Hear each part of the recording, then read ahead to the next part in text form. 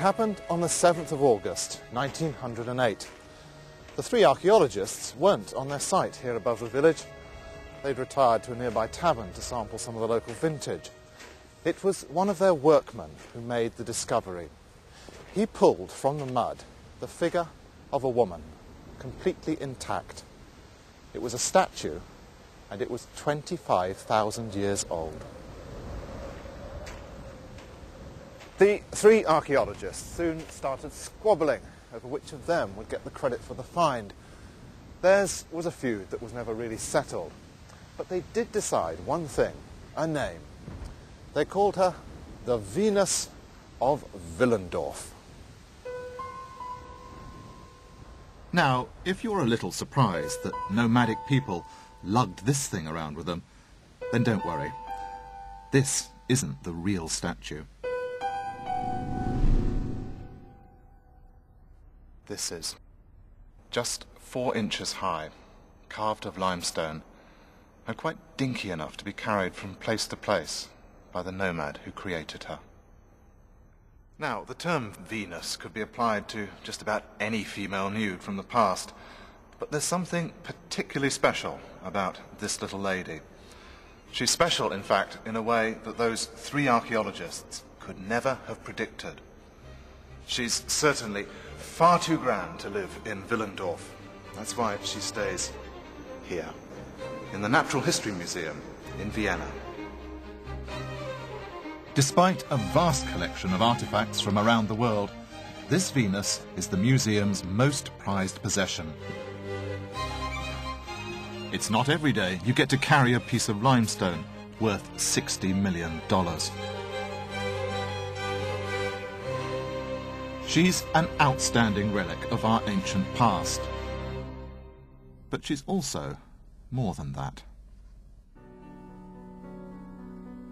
This lady is our first clue as to why the modern world is so dominated by unrealistic images of the body. The Venus is clearly unrealistic. Her breasts, stomach, hips and thighs are grotesquely big. Even her sexual organs are extremely pronounced. She may have been a symbol of fertility or motherhood.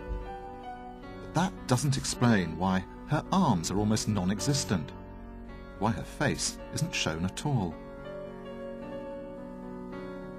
She was made with great care and skill. She doesn't look like this by accident.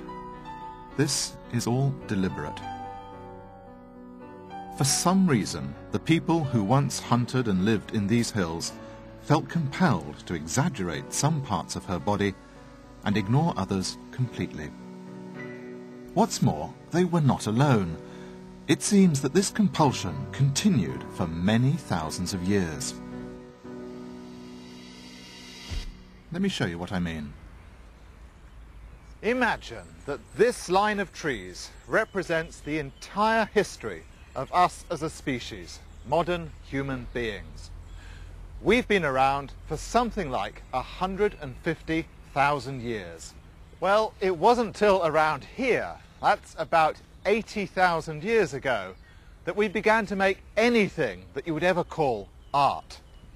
What's more, it wasn't until we got here, that's about 30,000 years ago, just before our friend the Venus of Willendorf, that we started to make statues and images of the human body. What's really remarkable about this is that over the next 20,000 years, whenever one person made an image of another, it showed the same exaggerated features, and they cropped up in all sorts of places.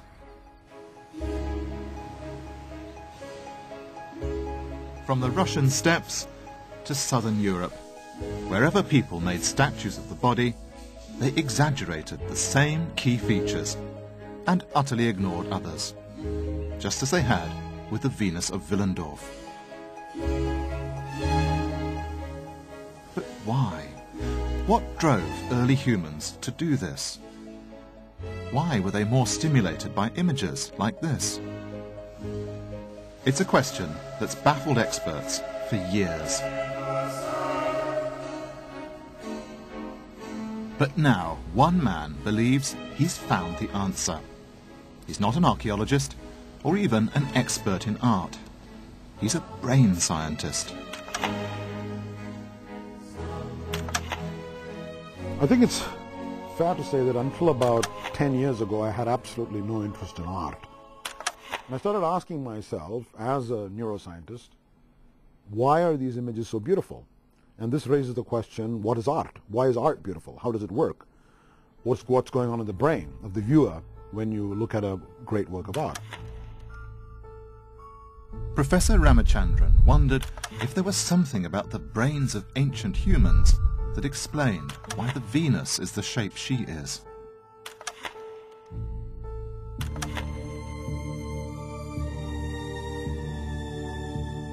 When you look at the Venus figurine, what strikes you immediately is that certain features are not emphasized, they're actually played down or ignored, such as the face and the arms, whereas other features, such as the breasts and the stomach, are grotesquely exaggerated.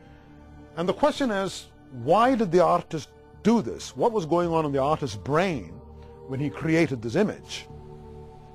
Well, obviously, you can't go back in time and study his brain, but when I started thinking about this question, I realized that one clue might come from research that was done on seagulls nearly 50 years ago at Oxford. Yes, you heard him. He did say seagulls.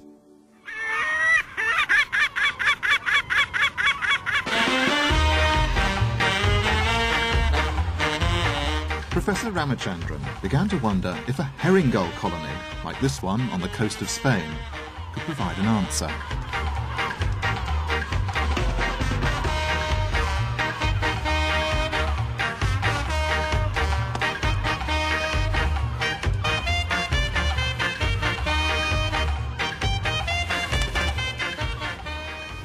To be honest with you, I find it hard to believe how seagulls can explain the shape of the Venus of Willendorf. Apparently, it's to do with the behaviour of the gull chicks.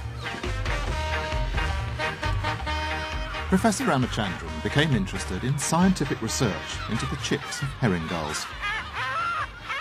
As soon as they hatch, they tap the beak of their mother to ask for food. And sure enough, she obliges. The researchers discovered the chicks do this not because they recognise their mother, but because they're stimulated by the sight of the red stripe on her beak. And they proved it with a beautifully simple test. What the scientists did was show the chicks not their mother's beak, but a stick with a red stripe on it. Let's see what happens. The chicks are happily tapping away. It's awfully sweet. The brain of a gull chick is clearly stimulated by the sight of a red stripe. Nothing, it seems, gets it more excited. Or so it was thought. What the scientists did next was to show the chicks a stick with 3 red stripes on. It doesn't look much like a beak at all. But it was their reaction to this that so intrigued Professor Ramachandran.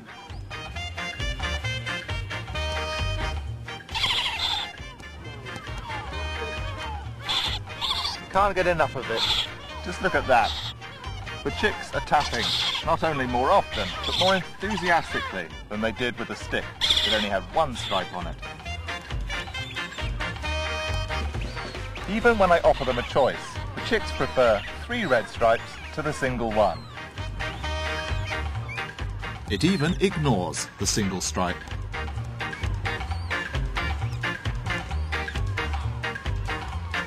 But exactly how does all this relate to the shape of the Venus of Willendorf? When the chick looks at this elongated object with 3 red stripes, it responds even more to this strange object than it does to a natural beak.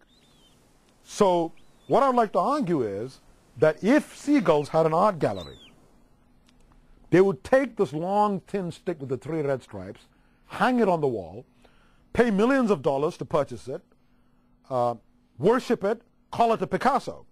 In other words, this would be regarded as a great work of art, but they wouldn't understand why. They would say the damn thing doesn't resemble anything. It's a long stick with 3 stripes. Why am I mesmerized by it?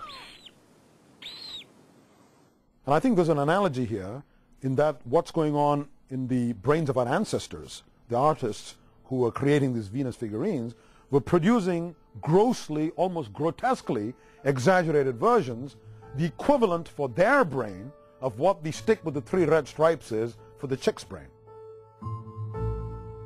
So the brains of the hunter-gatherers who made the Venuses were pre-programmed to exaggerate what mattered most.